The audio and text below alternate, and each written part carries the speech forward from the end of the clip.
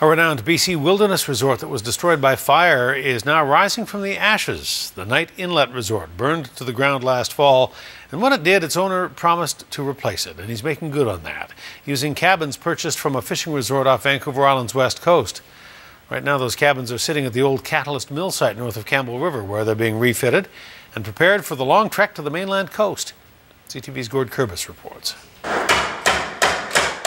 They're taking a 6-year-old lodge and doing their best to make it look older. Crews are transforming these floating cabins to look more like ones that were destroyed by fire. All the vinyl siding that's on the buildings is going to be coming off. We're putting board and batten on it. The rooms, we're changing the colors a little more muted with pine trim and pine returns on the windows to make it look more lodgy. The cabins came from Hoiss Point Lodge in Nootka Sound. It closed down after its owner died. Now the cabins, all the fixtures, and yes, even the kitchen sink will replace the Knight Inlet Lodge.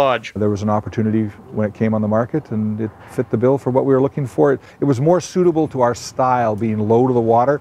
There were a lot of resorts that were available that were on barges and quite high, but frankly, they looked like big monstrosities. The floating cabins were loaded onto a special submersible dry dock barge that was brought up from Bellingham, Washington.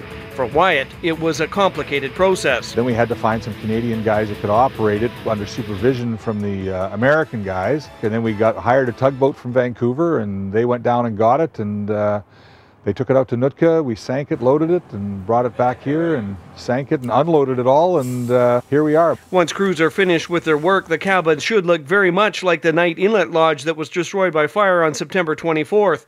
A renowned lodge was worn by previous guests who can't wait to visit again. After the fire, the condolences were endless. It's kind of scary in our world today to realize that we have a fire, and 1 hour after the fire, we're getting emails from Australia. The people have been great, very supportive of all of that, and the rebuild. People have been following very, very closely what we've been doing. Wyatt says not being open for this season was never an option.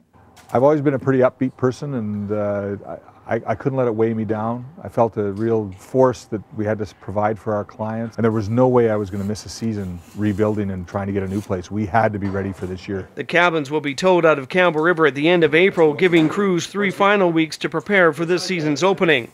That will happen on May 24th. Gord Kurbis, CTV News, Campbell River.